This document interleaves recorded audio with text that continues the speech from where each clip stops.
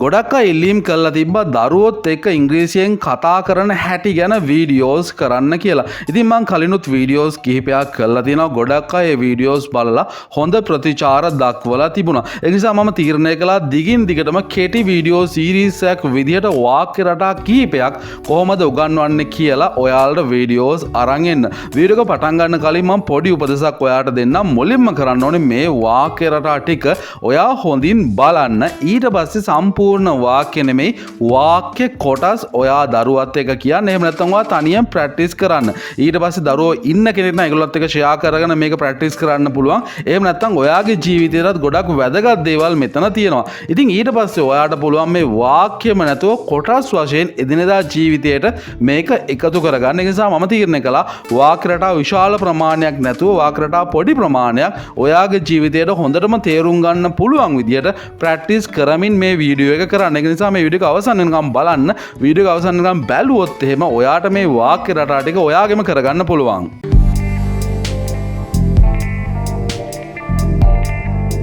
මුලින්ම මම කියවනේ මේකේ තියෙන්නේ දුවෙක් සහ අම්මා කෙනෙක් අතර කුස්සියේදී නැත්නම් කිචන් එකේදී වෙන මුළුතැන්ගේදී වෙන ඕන වචනයක් දාගන්න වෙන සංවාදයක්. මුලින්ම මේ ඩෝට කියලා නැත්නම් මේ දුව කියලා හඳුනන දුව එකපාරටම ගෙදර ඇවිල්ලා යා කියනවා අම්මේ මම ගෙදර ආවා කියන එක.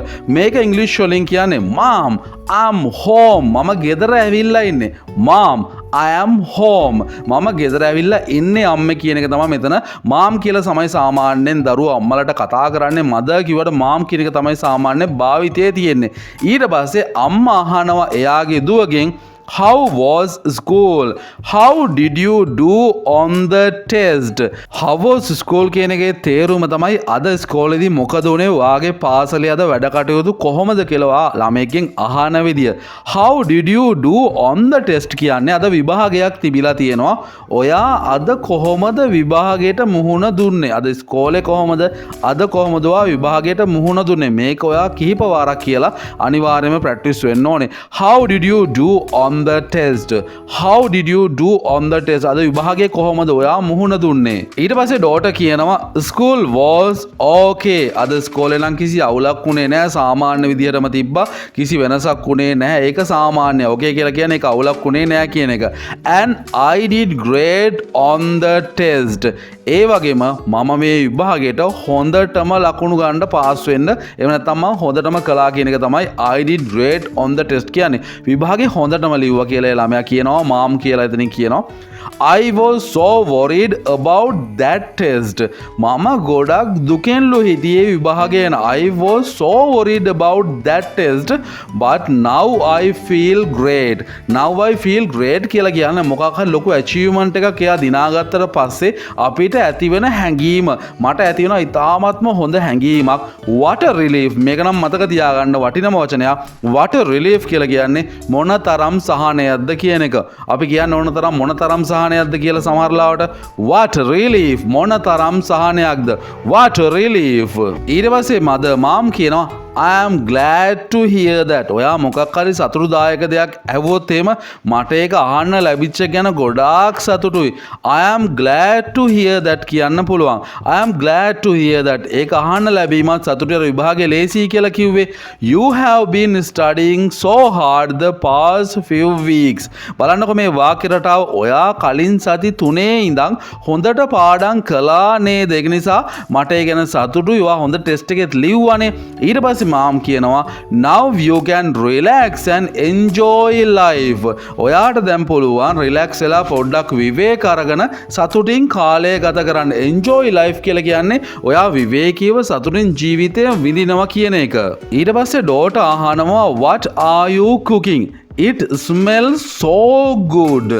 ඔයා මොනවද දැන් උයමින් ඉන්නේ? උයමින් ඉන්නවා කියලා හොයාගන්න අර සුවඳක් එනවා. It smells so good කියලා කියන්නේ ඊටමත් ප්‍රණීත රසවත් එහෙම නැත්නම් හොඳ සුවඳක් එනවා කියන එක තමයි it smells so good කියලා කියන්නේ. මම ඊට පස්සේ කියනවා I am baking cakes. මම කේක් හදන ගමන් තමයි ඉන්නේ. I am baking cakes. This is your favorite chocolate cake. මේ තමයි ඔයා කැමතිම chocolate cake. මම මේවා දැන් හදමින් ඉන්නේ. I am baking cakes. This is your favorite chocolate cake. ඊට පස්සේ දුව කියනවා, ඩෝට කියනවා, it looks really yummy. Yummy කියන්නේ ඉතාමත් රහයි කියන්න අපි පාවිච්චි කරන වචනයක්. පේන විදිහට නම් කේක් එක හදනවා දකින පේන විදිහට නම් හුඟක් රස පාටයි. It looks really yummy.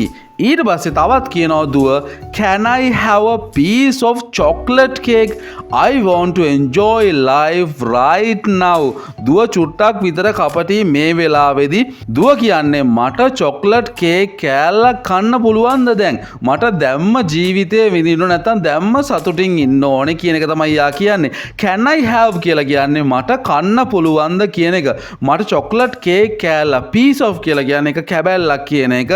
Can I have a piece of chocolate cake? මට chocolate cake කෑල්ලක් කන්න පුළුවන්ද?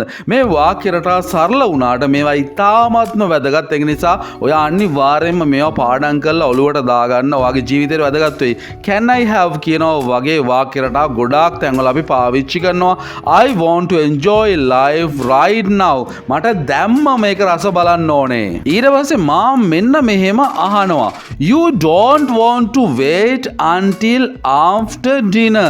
සාමාන්‍යයෙන් අපි රස කෑම කන්නේ රෑ කෑම ගත්තට පස්සේ ප්‍රධාන ආහාර වේලකට පස්සේනේ. You don't want to wait until after dinner. ඔයාට ඩිනර් එක පහු වෙනකම් පොඩ්ඩක් ඉවසගෙන ඉන්න බෑයිද?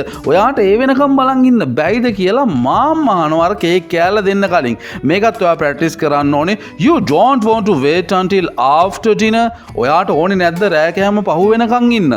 ඊට පස්සේ ඩෝට මේ විදියට කියනවා මේකත් ඉතාම ලස්සන වාක්‍යයක්. It looks inviting and I bet it is delicious. No, I don't want to wait. Can I, mom? මෙතන බලන්න වාක්‍යරට හතරක් තියෙනවා ඉතාමත්ම වැදගත්. It looks inviting. මොකක්ද මේකේ තේරුම? invite කරනවා කියන්නේ ආරාධනා කරනවා කියන එකනේ. It looks inviting කියලා මෙතන කියන්නේ අර කේක් එක දැක්කහම මට ආස හිතෙනවා ඒක කන්න කියන එක. මට ඒක කන්නට ගොඩාක් ආස හිතෙනවා කියන එක තමයි it looks inviting කියන්නේ. And I bet it is delicious. මම ඔට්ටුවක් දානවා, bet එකක් දානවා. ඒක ගොඩාක් රසවත් ඇති කියන එක. ඊට පස්සේ උත්තරේ දෙනවා no, මට ඕනේ නෑ අර බලන් ඉන්න වෙලාව. No, I don't want to wait. මට ඕනේ නෑ බලාගෙන ඉන්න. Can I, mom කියලා කියන්නේ මට ඒක දැන් කන්න පුළුවන්ද කියන එක short form එකෙන් can I, mom කියලා කියනවා. අන්තිමට අම්මා මේ විදියට උත්තර දෙනවා පොඩි උත්තරයක්. හැබැයි මේකේ තියෙනවා ලොකු තේරුමක්. Okay, go ahead. Okay, go ahead කියන එකේ තේරුම තමයි හරි. එහෙනම් ඔයා කන්න කියන එක. මෙතනින් මේ පොඩිම පොඩි සරලම සරල conversation එක අවසන් වෙනවා. මේ conversation එක මීට වඩා දිගයි. හැබැයි මම තීරණය කළා මේකට වාක්‍ය රටා පොඩි ප්‍රමාණයක් එකතු කරගන්න. වීඩියෝස් කොච්චර දිගුණ වාක්‍යරට 100 ගණනක් ඔයගොල්ලන්ට කියලා දුන්නත් වැඩක් නැහැ. ඔයාලට ඒක මතක තියාගන්න කාලයක් යනවා නම්. ඒක නිසා මේ වීඩියෝ එක ආපහු සැරයක් නරබලා මේ වාක්‍යරට ලියා ගන්න. ලියලා මේක දරුවෝ ඉන්නවා නම් ඔයා ඒගොල්ලොත් එක්ක ෂෙයා කරගන්න. එහෙම නැති වුණත් මේක ඔයාලගේ ජීවිතේට ගොඩක් වැදගත් වෙයි. ගොඩක් අලුත් වචන මෙතනින් ඔයාලට ඉගෙන ගන්නත් ලැබෙයි. ඉතින් වීඩියෝ එක හොඳයි නම් අනිවාර්යෙන් පහළ තියෙන like button එක click කරන්න.